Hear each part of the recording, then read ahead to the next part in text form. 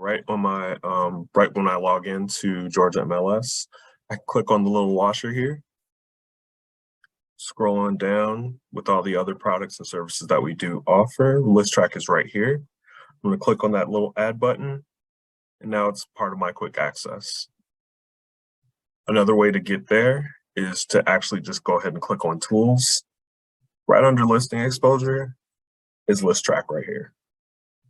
So the idea behind ListTrac is to monitor where your listings are viewed online across Zillow, Trulia, IDX, MLS, etc. And so, I mean, if we look at, anytime someone goes to a website like georgiamls.com and they view it, or they contact the agent, fill out the lead, if they share it on social media, anything, if they share it, if they favorite it, we capture it and we put it into a nice dashboard that we monitor for Georgia MLS.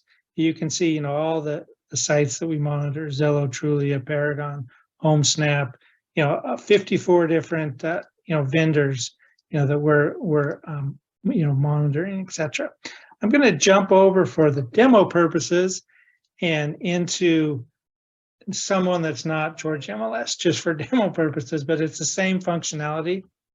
The way you get to the ListTrac dashboard is there's a link inside of Paragon, I believe, and under resources, and then you can click on find ListTrac in that drop down, click on, and it goes right through into your personal ListTrac dashboard.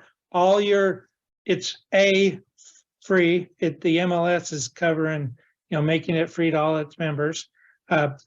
B, everything's set up. Your listings will be in there. We'll be monitoring your listings as soon as they come on market, and then you can log in and view, your dashboard. It's going to look something like this, except instead of it saying one key up here, it's going to say Georgia MLS, and it'll be, branded to that.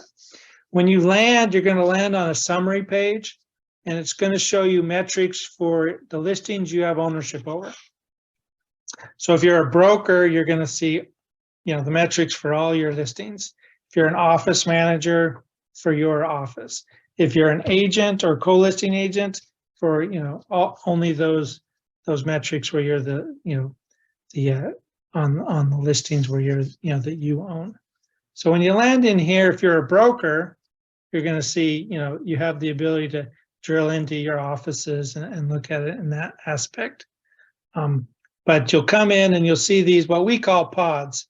There's a question mark in over each pod that'll show you what the metric represents.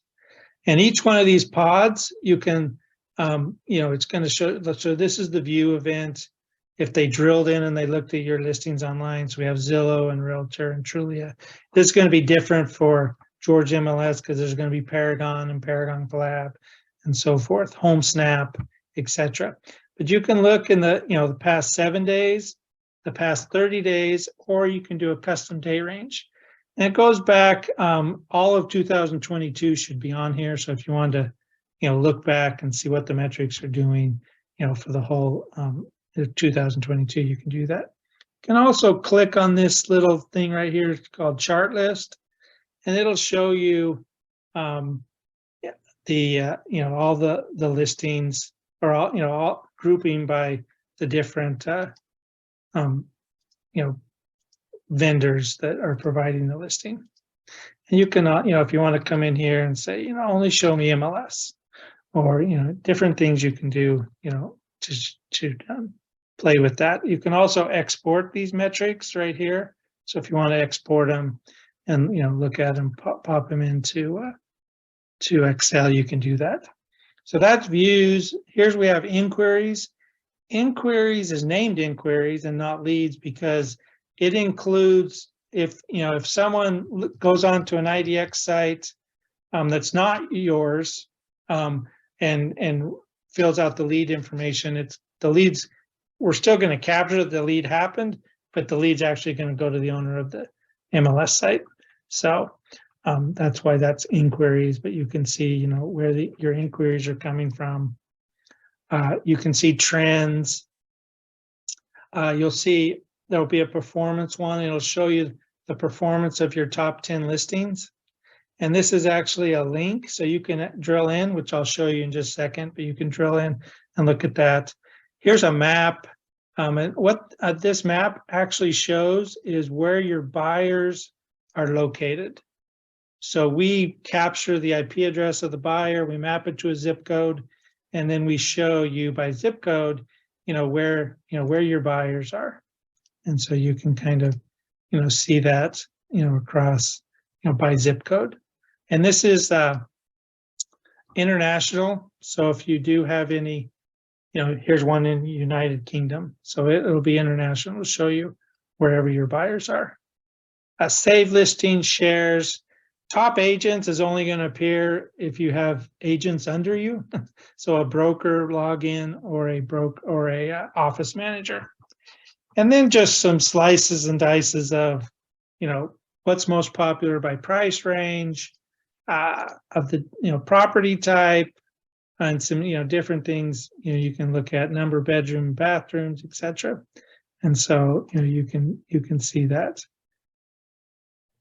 So that's the summary page that you'll land on. And from there, you can drill into your listings. If you click over here, you'll see a listings, and you can drill in, and you can see each of one of your listings, the status of the listing.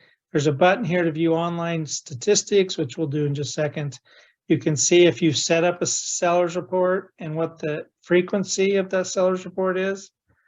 You can stop delivery of a seller's report manually, or it does stop when it moves to an off-market status. So it automatically does stop when it moves to an off-market status. But if you need to manually stop it, you can, and then you can view the seller's report. So let's drill into one.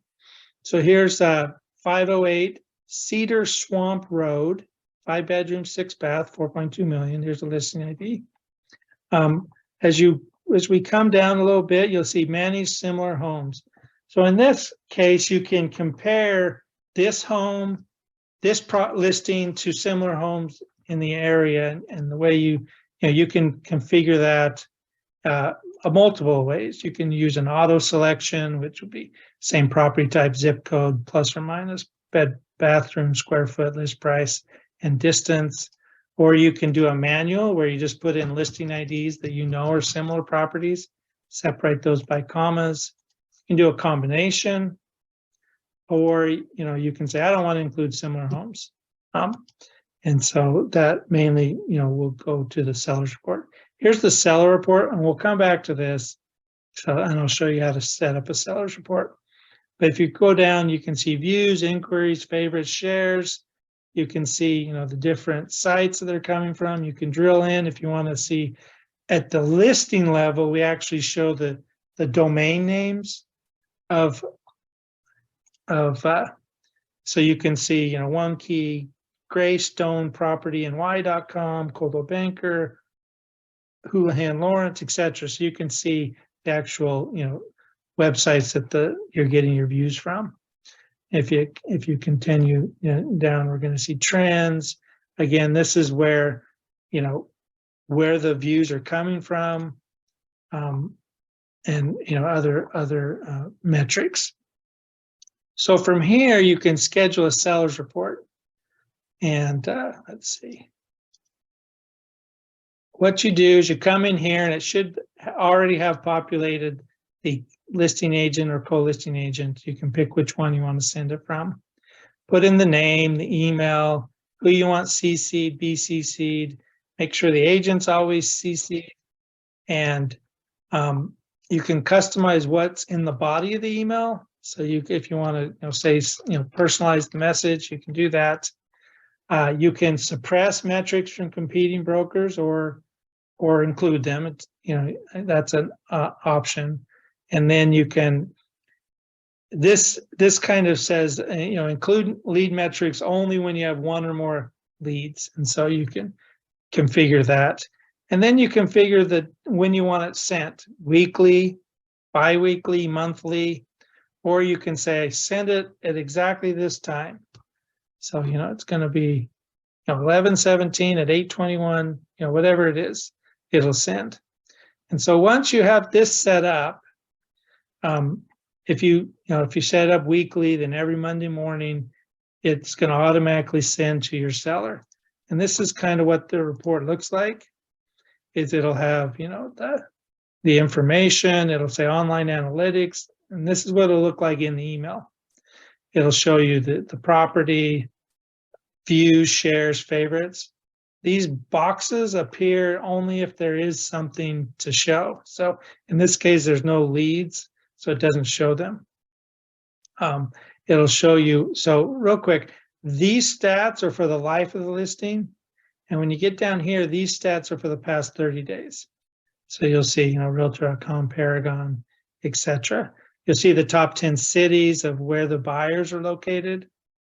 And then you can brand it. So you can add your picture. The way you do that is these branding settings where you can pick the agent, what's your title, your contact information, email address, etc. Upload a picture, and then you can also do your brand information. What's your brand's primary color, font color, secondary font, and then you can upload an office logo.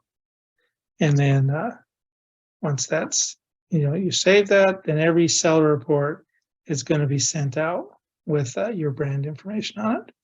When if the seller decides to respond to the email, it's going to be, if they hit like reply, it'll email you as the agent, so or the broker, however you set that up. A couple other things down here with the seller report, you can copy a link and like text it. So if you copy this link and you text it, you put it in there, it's it's going to come up as, and so that you can text it as a link. You can also download it as a PDF if you want to download it as a PDF. And then, so that's kind of the seller's report. One other aspect of the seller's report, there is this view more stats. So if they, let's see, did I hit this? So if they click on this view more stats, it's going to take them at any time. If the seller clicks on that, it'll take them in and it'll show them the live stats for their listing. So they can see, up here it shows like it's down 25%, whatever. It'll show the live stats. Now we're in a sample one in the Bay Area, but you can see they can see the live stats. So that's the seller's report. We're seeing a lot more adoption of this as the market changes and homes stay on the market longer. So we are seeing across all our brands, all the MLSs we work with, that this is being used more and more. So I'll stop that for a second. So again, you have this listings tab where you'll have all your listings. This is a broker, so they have a whole bunch of listings. And then you can also, you'll have this tab called Seller Report History. So if you click on that Seller Report History, and hopefully it comes up quickly. As that's coming up, okay, you'll see the status of every seller report and was it opened by the seller or not. So you can see if the data was sent, was it opened, was it just delivered and they never opened it, or sometimes partial delivery. So maybe there was an issue with one of the email addresses. So it gives you an idea of what's going on with your with the seller report that was sent out. So that's kind of an overview of ListTrac.